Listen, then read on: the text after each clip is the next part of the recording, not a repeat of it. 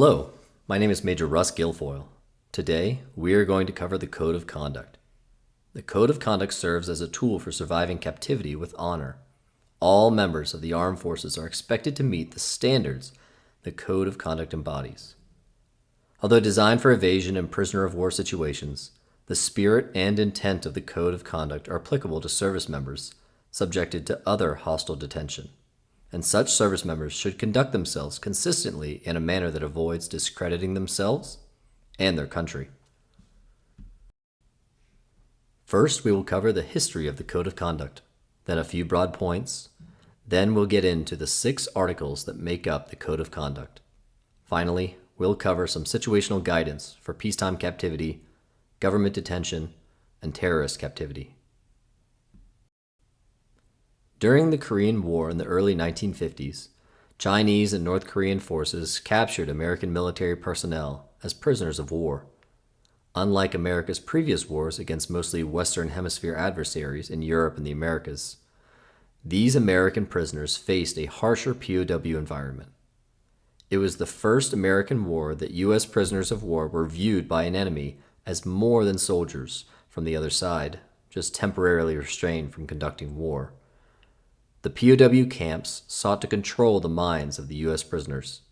North Korean and Chinese communists were not hesitant to use brutal and bloody torture as gruesome tools in their efforts to exploit U.S. prisoners of war into making public statements that appeared favorable to the communist war effort.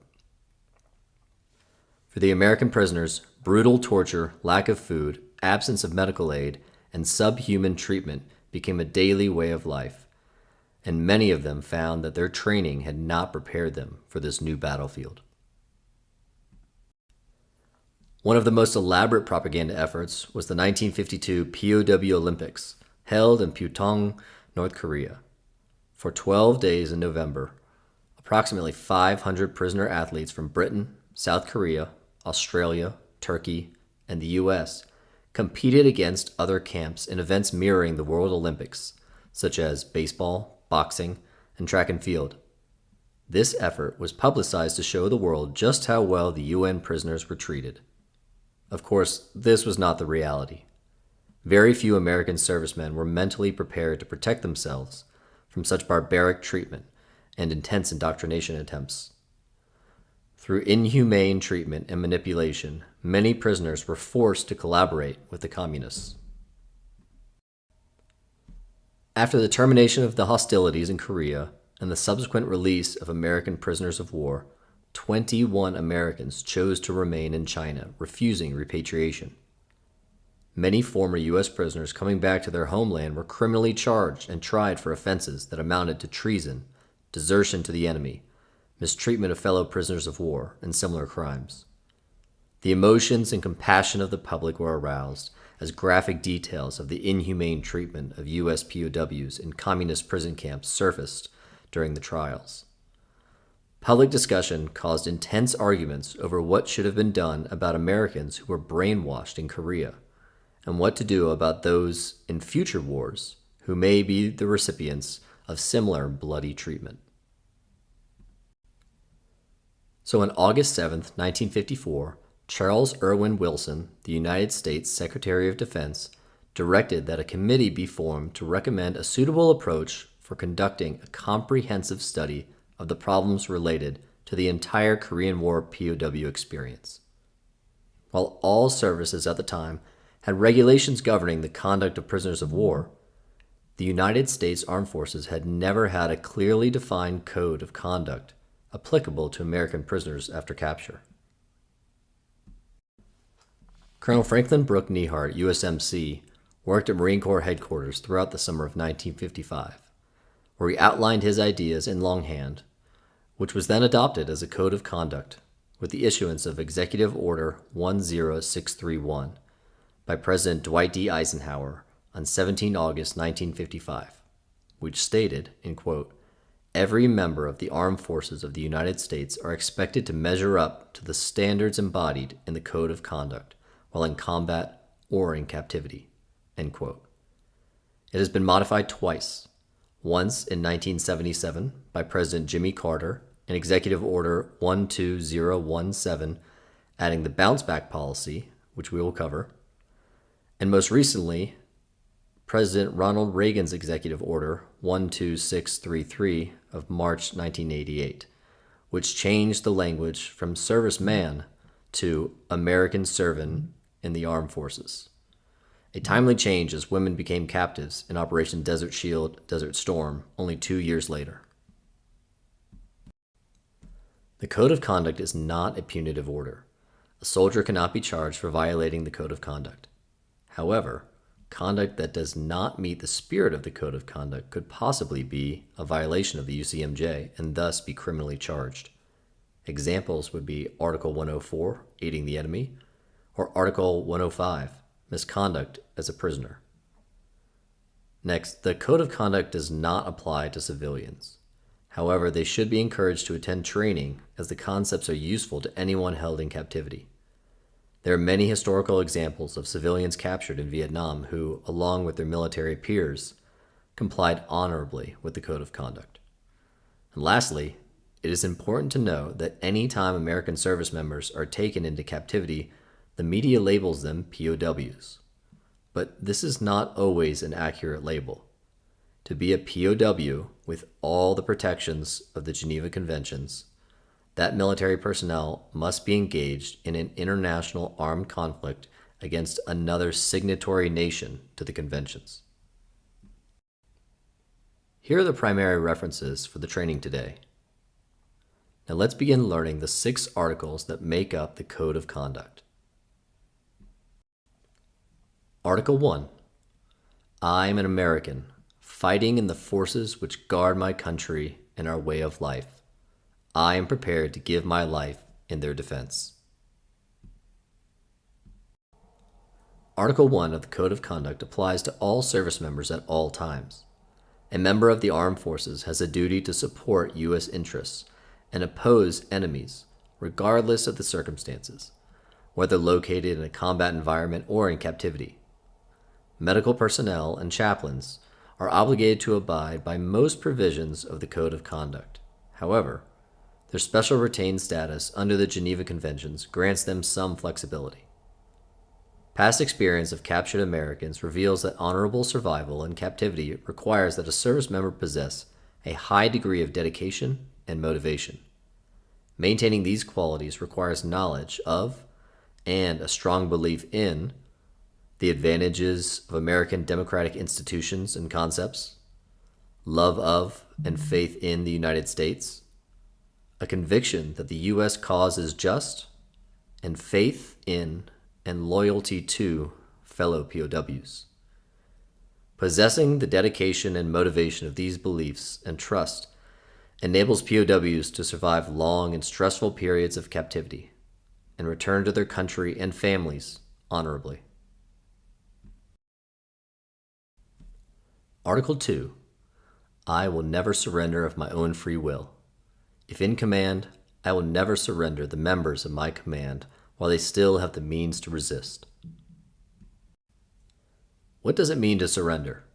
Surrender is the willful act of members of the armed forces turning themselves over to the enemy forces when not required by utmost necessity or extremity.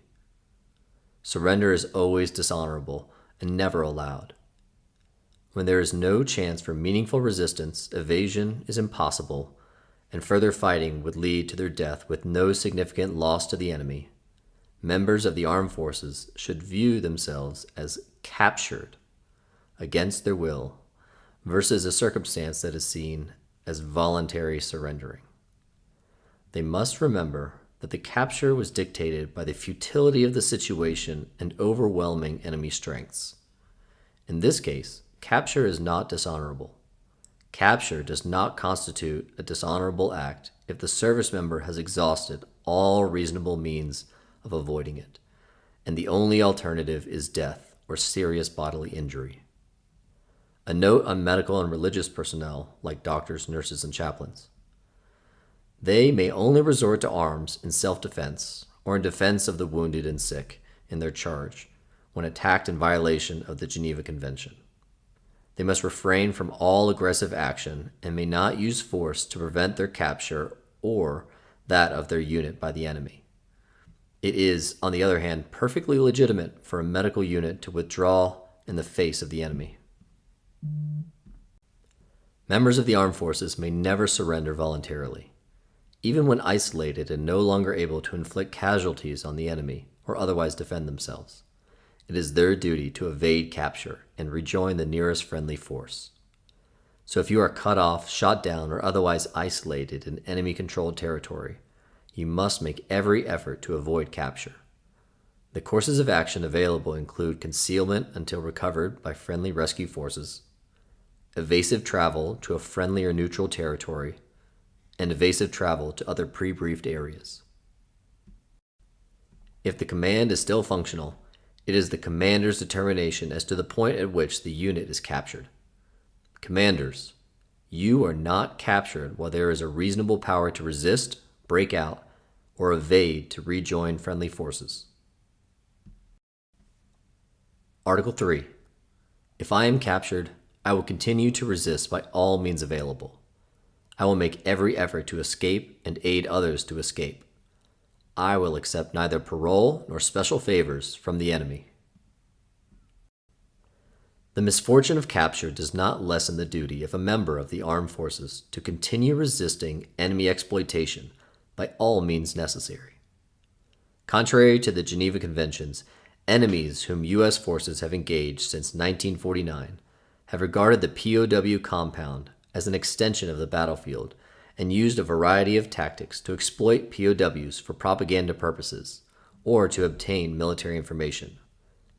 The POW must be prepared for this fact and resist physical and mental harassment, general mistreatment, torture, medical neglect, and political indoctrination.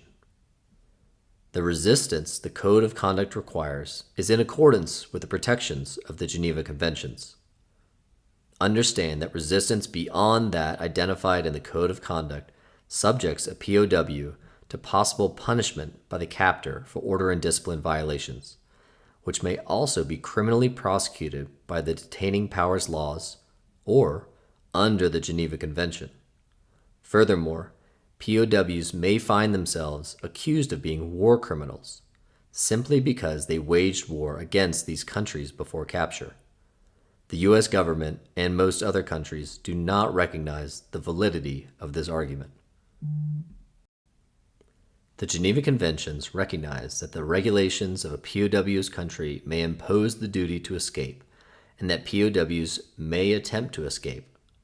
Under the guidance and supervision of the senior military person and POW organization, POWs must be prepared to take advantage of escape opportunities whenever they arise. In communal detention, the welfare of the POWs who remain behind must be considered. A POW must think escape, must try to escape if able to do so, and must assist others to escape. Successful escape by a POW causes the enemy to divert forces that might otherwise be fighting, provides the United States valuable information about the enemy and other POWs in captivity, and serves as a positive example to all members of the armed forces. The advantage of early escape is that usually the POW is closer to friendly forces. The initial captors are usually not trained guards. The security system may be relatively lax, and that the POW is not yet in a debilitated physical condition. Begin escape planning at the earliest possible moment, and continuing escape planning throughout captivity even when no obvious escape opportunities exist. POWs should passively collect information on the captors, the strengths and weaknesses of the facility and its security personnel, the surrounding terrain and conditions that could affect an escape attempt, and items and materials within the camp that may support an escape effort. This alertness and continual planning for escape places a POW in the best position to exploit, facilitate, or provide assistance during an escape opportunity. Parole agreements are promises a POW gives the captor to fulfill stated conditions, such as not to bear arms or not to escape, in exchange for special privileges, such as release from captivity or lessened restraint. The United States does not authorize any military service member to sign or enter into any such parole agreement. The duty to escape or to actively aid others in escaping does not apply to personnel exclusively engaged in medical or religious duties. For example, doctors, nurses, and chaplains. They are called retained personnel, and, other than the duty to attempt or aid escape, must follow the code of conduct. If retained personnel are treated like POWs, then the duty to escape or to actively aid others in escaping arises again. Lastly, retained personnel must assert their rights as retained personnel to perform their medical and religious duties for the benefit of the POWs, and must take every opportunity to do so. Article 4. If I become a prisoner of war, I will keep faith in my fellow prisoners. I will give no information or take part in any action which might be harmful to my comrades.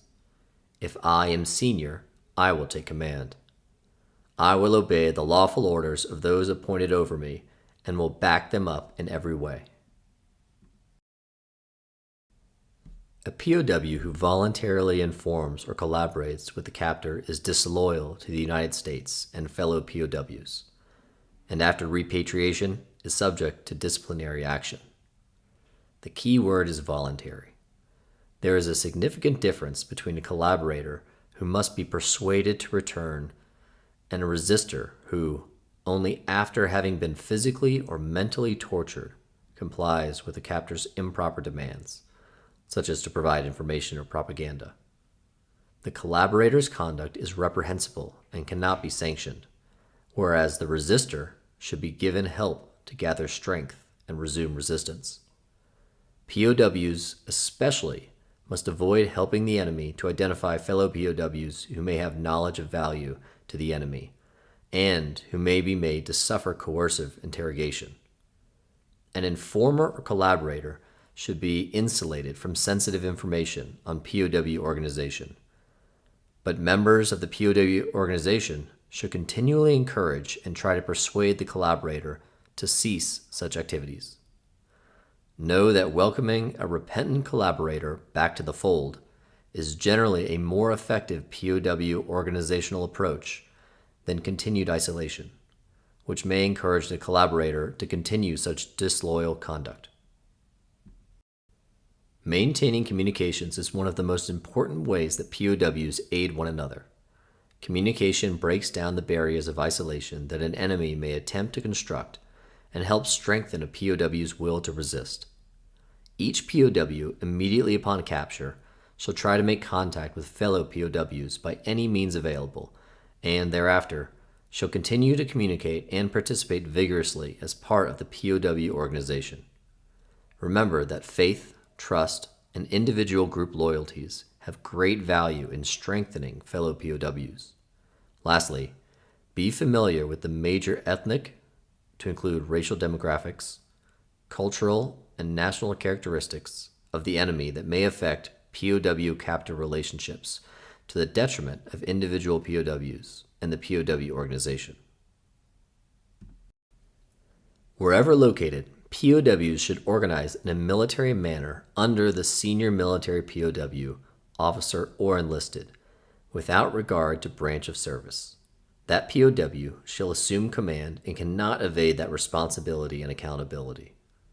Strong leadership is essential to discipline. Without discipline, camp organization, resistance, and even survival may be impossible. Personal hygiene, camp sanitation, and care of the sick and wounded are imperative. When taking command, the senior POW shall inform the other POWs and shall designate the chain of command. If the senior POW is incapacitated or is otherwise unable to act for any reason, the next senior POW shall assume command.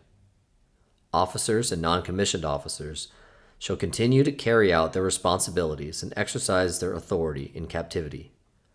Know that sometimes the chain of command must be covert and kept secret from the enemy. Other times it is overt and known by the enemy. The chosen strategy is situationally dependent. The enemy or the POWs themselves may elect a prisoner's representative that is the primary liaison between the POWs and the captors. The prisoner's representative is a representative of the command and has no command authority themselves, despite what the enemy might say to divide the organization. The responsibility of subordinates to obey the lawful orders of ranking American military personnel remains unchanged. Failure to do so shall result in the weakening of organization, a lowering of resistance, and, after repatriation, may result in legal proceedings under the UCMJ. Know that in situations where military and civilian personnel are imprisoned together, the senior military POW should make every effort to persuade civilian prisoners that the military service members assuming overall command leadership of the entire prisoner group, based upon experience and specific training, is advantageous to the entire prisoner community. Lastly, note who cannot command. Medical personnel shall not assume command over non-medical personnel, and chaplains shall not assume command over military personnel of any branch. Article 5. When questioned, should I become a POW, I am required to give my name, rank, service number, and date of birth. I will evade answering any further questions to the utmost of my ability. I will make no oral or written statements disloyal to my country and its allies or harmful to their cause. When questioned, a POW is required by the Geneva Conventions and the Code of Conduct, and is permitted by the UCMJ to give name, rank, service number, and date of birth. Under the Geneva Conventions, the enemy has no right to try to force a POW to provide any additional information. However, it is unrealistic to expect a POW to remain confined for years, reciting only name, rank, service number, and date of birth. There are many POW camp situations in which certain types of conversations with the enemy are permitted. For example, a POW is allowed to communicate with captors on matters of camp administration and health and welfare. POWs can also write letters home and fill out a Geneva Conventions capture card, though must exercise great caution to resist, avoid, or evade all enemy efforts to secure statements or actions that may further the enemy's cause. Avoid giving oral or written confessions, making propaganda, broadcast appeals to other POWs to comply with improper demands, avoid appealing to U.S. surrender or parole, or engaging in self-criticisms. The POW experience has shown that although enemy interrogation sessions may be harsh and cruel, it is usually possible to resist, if there is a will to resist. Fortify your will by keeping faith with the United States, fellow POWs, and oneself. Know common resistance techniques, such as claiming inability to furnish additional information because of previous orders, poor memory, ignorance, or lack of comprehension, and become familiar with the various aspects of the interrogation process, its phases and procedures, methods and techniques of interrogation, the interrogator's goals, strengths, and weaknesses, and the captor's reasons for and methods of attempting to involve POWs in both internal and external propaganda activities. Short of death, it is unlikely that a POW may prevent a skilled enemy interrogator using all available psychological and physical methods of coercion from obtaining some degree of compliance by the POW with captor demands. If the interrogator takes the service member past the point of maximum endurance, the POW must recover or bounce back as quickly as possible and resist each successive captor exploitation effort to the utmost. Captives should not shun fellow captives if they break under extreme duress. They should be brought back into the fold. Take care of your fellow captives. The enemy wants dissension. When the interrogations begin again, as they normally will, do not start where you left off, but begin again from the beginning with renewed resistance. Article 6. I will never forget that I am an American fighting for freedom, responsible for my actions, and dedicated to the principles which made my country free. I will trust in my God and the United States of America. Do not forget that a member of the armed forces remains responsible for their personal actions at all times. When repatriated, POWs can expect their actions to be subject to review, both as to circumstances of capture and as to conduct during detention. The purpose of such review is to recognize meritorious performance and, if necessary, investigate any allegations of misconduct.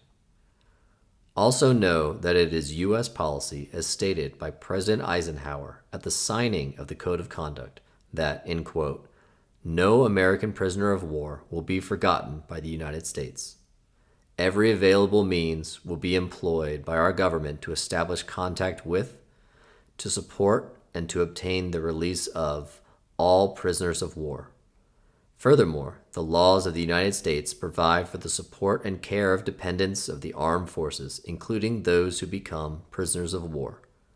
I assure dependents of such prisoners that these laws will continue to provide for their welfare." End quote. A POW's service branch will continue to give dependents pay and allowances and benefits. Your country will continue to care for your family as it fights to secure your return home.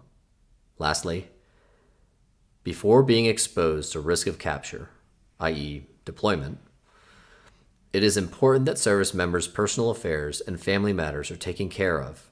For example, your correct pay, powers of attorney, wills, debt payments, children's schooling, etc. The key to foreign detention during peacetime is to demand to speak to a U.S. representative in the country. While detained, don't embarrass the U.S. government and maintain your military bearing. The situations require diplomatic involvement as soon as possible. This is not a situation in which soldiers should attempt escape. For example, soldiers should not attempt to use physical means to escape for an arrest for a DUI in Germany. Governments are obligated to notify the detainee's consular officials. As American citizens, detainees should ask immediately and continually to see U.S. Embassy personnel or a representative of an allied or neutral government. Detainees are not likely to earn their release by cooperation. Release may be gained by the military member doing his or her best to resist exploitation, thereby reducing his or her value to a detainer, and thus prompting a hostile government to negotiate seriously with the U.S. government. It is essential that U.S. military personnel understand that the provisions of the Geneva Convention affording prisoner of war protections apply only during declared war or international armed conflict. U.S. military personnel detained by a hostile force during military operations other than war may be subject to the domestic criminal laws of the detaining nation. Detainees should attempt to maintain military bearing, if possible, and should avoid aggressive or combative behavior that would violate the criminal or civil laws of the subject country. Lastly, escape attempts from governmental detention are not recommended except under unique or life-threatening circumstances. Terrorist organizations are not signatories to the Geneva Conventions. Therefore, do not expect to be treated with POW status and protections. Regardless, continue to follow the guidance of the Code of Conduct to aid in you surviving with honor. Help your fellow captives. Do not help the enemy. Attempt escape if reasonable under the circumstances. Capture by terrorists is generally the least predictable and least structured form of captivity during operations other than war. In such terrorist captivity, hostages play a greater role in determining their own fate, since the terrorists, in many instances, do not expect or receive reward for providing good treatment or releasing victims unharmed. If U.S. military personnel are uncertain whether captors are genuine terrorists or surrogates of another government, they should assume that they are terrorists. During the initial stage, tension levels will be extremely high. The terrorists feel vulnerable at this point. Hostages should reduce this tension level by controlling their emotions, following instructions as far as practicable, and avoiding physical resistance. Sudden movement or action could precipitate a deadly response. However, to the extent possible, delay identification as a U.S. military or official traveler by claiming inability to locate documents or by other tactics. If directly confronted about your DoD status, lying is not recommended. The initial delay serves only to maximize survival during the initial stage. Surviving in some terrorist situations may depend on a hostage's ability to portray himself or herself as a person rather than an object, and by conveying personal dignity and apparent sincerity. Hostages may try the following techniques to convey their human qualities and build rapport. Techniques such as using their own names, not whining or begging as it may increase abuse, avoiding emotionally charged topics of religion, economics, and politics, avoiding being singled out by being argumentative or combative, avoiding escalating tensions with language such as gun, kill, punish, introducing commonalities such as family, clothes, sports, hygiene, food. Try active listening. Allow captors to discuss their cause or boast, but not to praise, pander, participate, or debate with them. Also, leaving fingerprints whenever and wherever possible is helpful in locating hostages. The hostage should not attempt to hide his or her face if photographs are taken. Photographs provide positive identification and information about the terrorists. Hostages should plan for being rescued. In case of rescue, the hostage should plan to reach the safest area, such as under desks, behind chairs, or any large object that provides protection. Avoid doors, windows, and open areas. When sounds or activities indicate an imminent rescue, the hostage should head for the safest area. If it cannot be reached, dropping to the floor with hands visible is appropriate. Hostages should not attempt to help rescue forces. Sudden movements could have deadly consequences. Instructions by the rescuers must be followed, and rough handling can be expected until authentication is accomplished. Only then should information about the terrorists and other hostages be relayed to the rescue party. If you have questions about the Code of Conduct, contact your servicing judge advocate. Finally, if you have any feedback on this presentation, please give it here. Thank you for your attention and service to our country. Now, go do great things.